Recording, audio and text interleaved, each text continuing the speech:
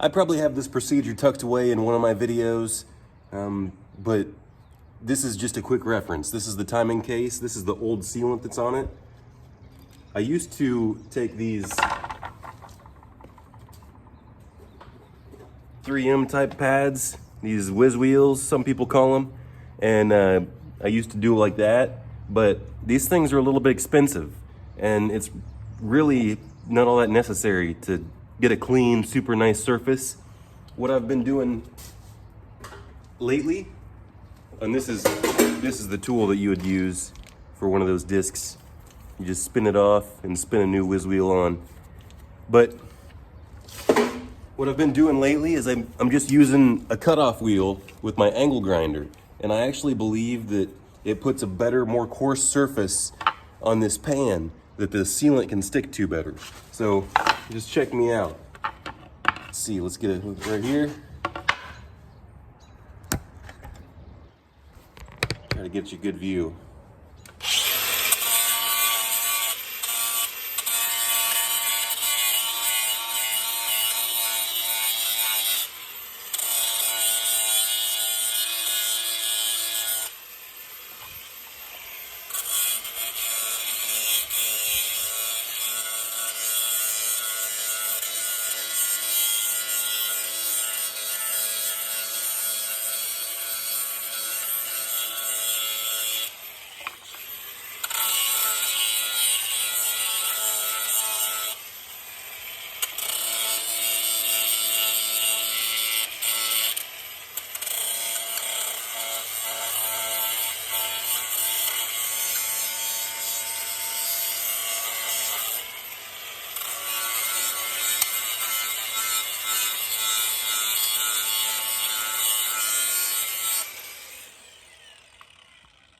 Now, I can touch it up with a wire brush.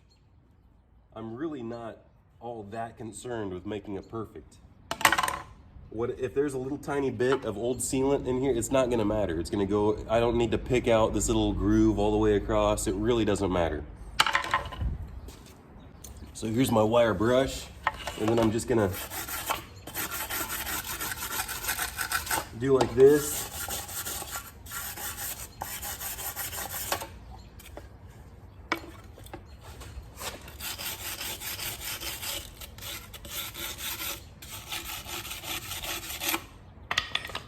Now what we're gonna do is we're gonna clean both sides. You see how this side has some crud on it? Swap out the spray bottle. This is what I was using, just engine degreaser. But you don't really need to use that. The actual engine degreaser is more expensive because it kind of shines things up as well. So liberally spray on the degreaser on both sides. And now we will move over to the pressure washer.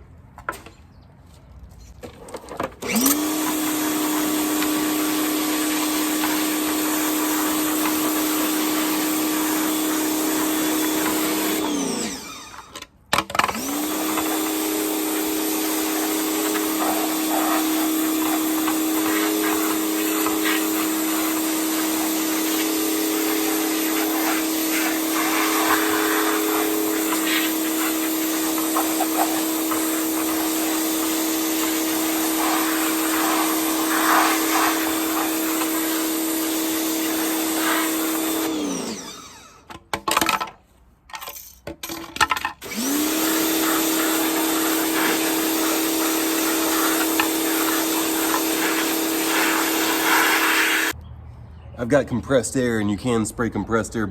If you don't replace this front main seal, which I don't usually replace it, it's not ever usually an issue. Just be careful with the pressure washer.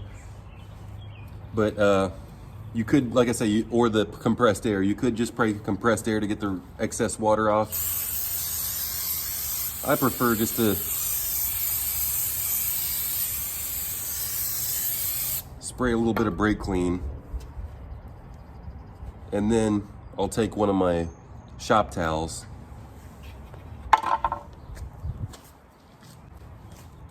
These are handy, lint-free shop towels.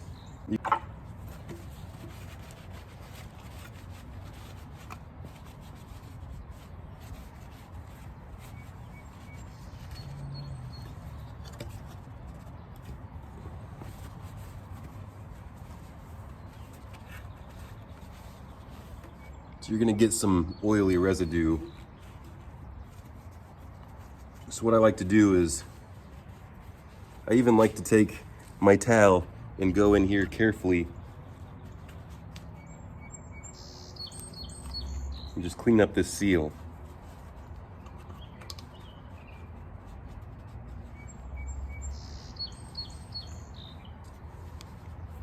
Now these seals do have a little bit of grease on them when they're new, so it might not be a bad idea to re-grease it.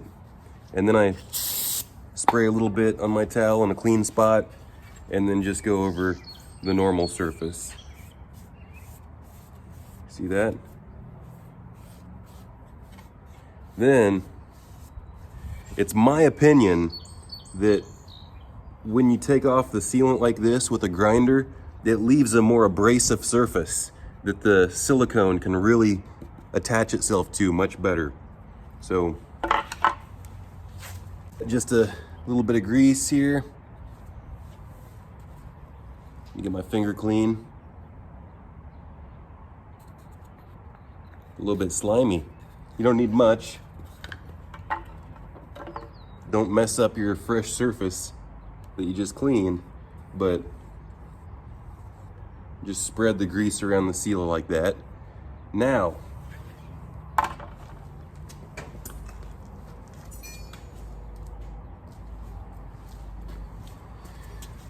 we have the ultra black gasket maker. This is oil resistant, so that's always handy to have that. And then I love this toothpaste tube type sealant. I don't buy anything other than the stuff that's in this type of tube. So you just kind of spread it around.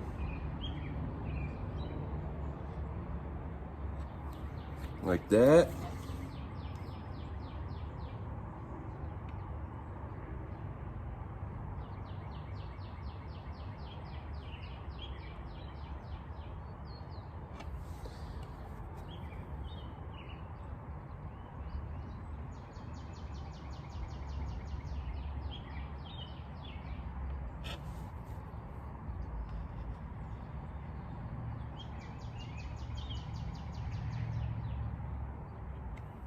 There you go.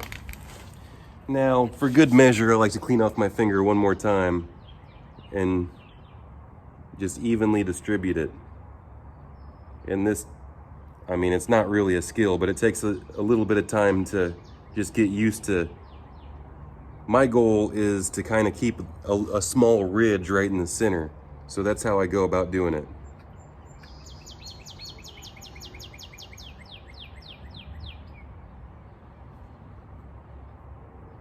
And I take it out on these little ears like that.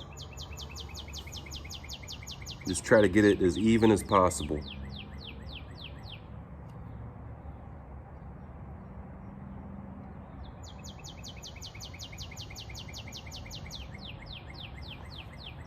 And then if it's gonna leak, it typically leaks down here at the bottom. So you really wanna make sure that you might have just a little bit extra down here at the bottom.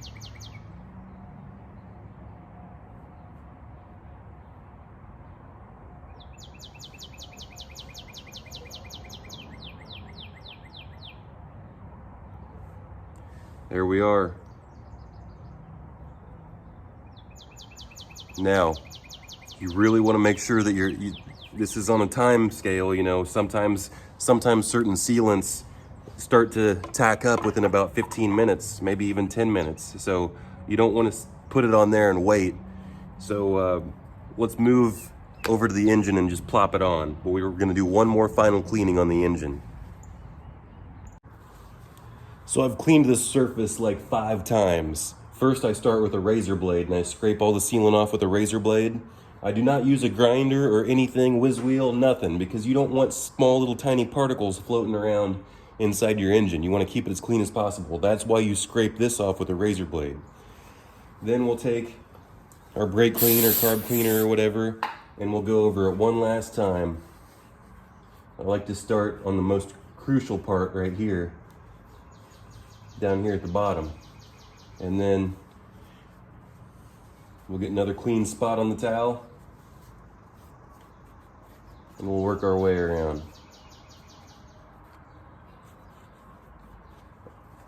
Possibly even a better solution than using these cheap towels are getting an assortment of lint-free microfiber cloths, and I really like cleaning those. Now, on this engine, you'll notice that the only guide that I replaced was this one right here. This is the most critical guide. So far, I haven't really seen these guides go bad. People can argue with me, that's fine, that's perfectly fine. What I do have is I have the updated chain for the balance shaft assembly, and I have the updated timing chain, and then this upper guide right here at the very top, I've already got the cover on. But so now that it's recleaned, that's the biggest part, is just getting it clean. Now we're just gonna take the front case. I like to kind of grab it like this and just center it right up and stick it on.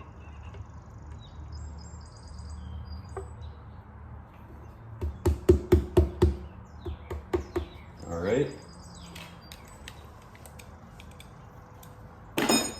Now I've got this pretty weak, this is just a basic, this isn't the fuel, this is just the basic screwdriver.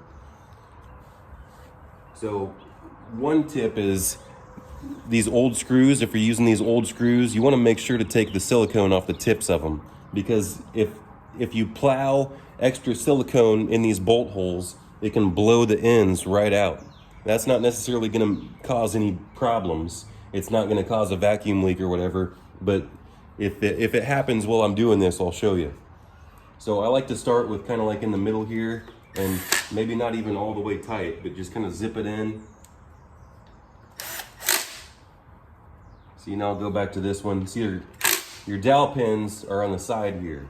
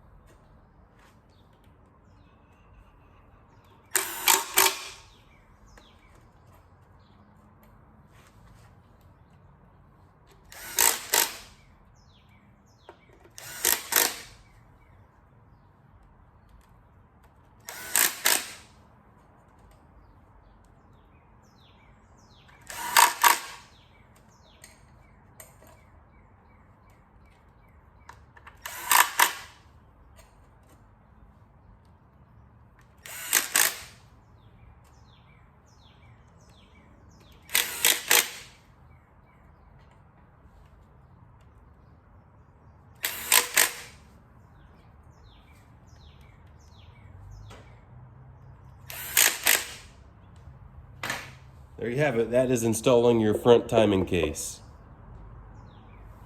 That thing will not leak, I promise.